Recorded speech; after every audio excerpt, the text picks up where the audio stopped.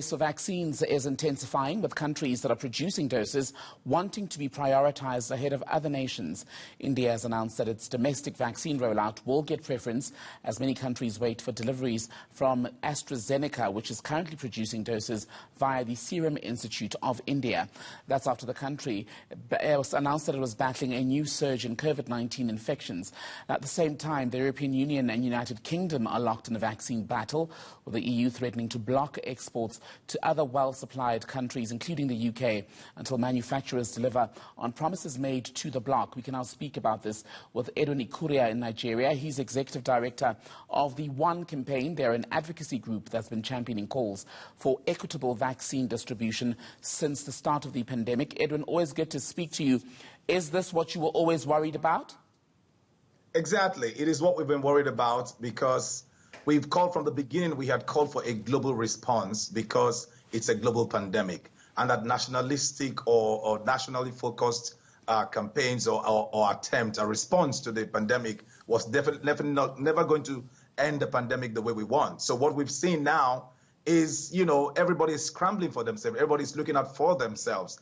And even in places where you thought there cannot be divisions around issues like this, it's already beginning to show up. India is a case we understand totally because, again, they have a large population and then they need to deal with this. But for developed countries who are also within the same bloc, right, like the EU and the UK, that is somewhat surprising. You would expect that there will be some level of coordination even among the rich nations. But again, we are beginning to see the divisions coming along these lines. And is it unreasonable then, because the EU is saying, look, vaccines that are produced in Europe cannot be taken to the UK when the EU's own vaccine rollout program is doing worse or better if you debate it, because now there's also the debate between the EU and UK about how they are defining the number of shots being given to people. Is it people who've received both shots or one shot? But that's not the issue. Is it unreasonable for a country to say that, look, if we are producing a particular vaccine, our citizens should get first preference?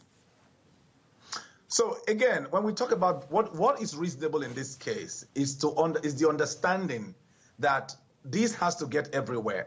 Even if the UK finishes today and the EU surrounding the UK does not have, the people inoculated, and then the disease or the virus still exists, it is going to flow over. And this is the reason why a nationalistic viewpoint or the reasoning around my people first, or the company is my company, is a UK-owned company, those kind of reasoning are not the type that we need for a global pandemic. We cannot overemphasize the statement that this is a global pandemic. It's not in the UK or Europe alone. And so there has to be collaboration. If there's nothing else this has taught us, is that when it comes to human lives and saving lives, it has to be a collaborative effort. It's not individualistic. It's not nationalistic in this sense, because the virus does not respect borders. Even if you think the companies are producing in the EU, but they are owned by the UK, and those kind of conversations come up, those kind of geopolitics, it's only going to serve to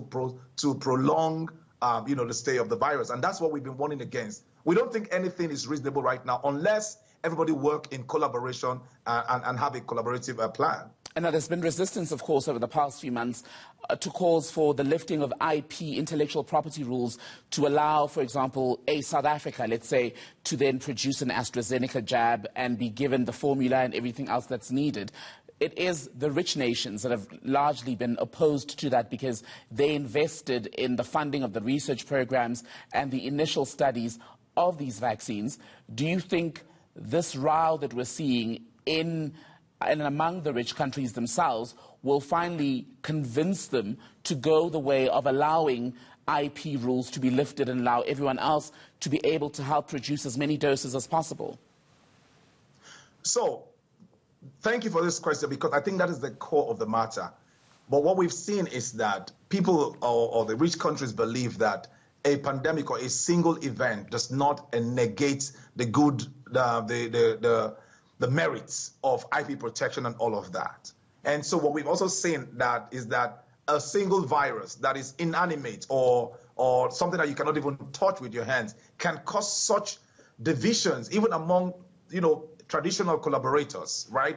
It's a lesson that we have to learn here. Now, South Africa, India, and supported by more than 90 countries have actually asked for a lifting for the period of the pandemic so that people can have access to this technology and then begin to produce, because the biggest constraint right now is the supply of the vaccine. So now that we know that this is coming to the light, the question is every opportunity that exists to allow other people who can manufacture, who have the capacity, who just need that level of cooperation or access to be able to manufacture anywhere in the world. That's what we need right now. This is coming to the fore. That is good. This is great news, but I'm not sure it is strong enough to allow these rich countries to back off the protection of trips, around this. I'm not sure it is strong enough, but the few coming weeks will enable us to see how they're going to respond to this. In 30 seconds or less, Edwin, are the vaccine manufacturers themselves taking enough blame? Are they not overcommitting by taking on these orders,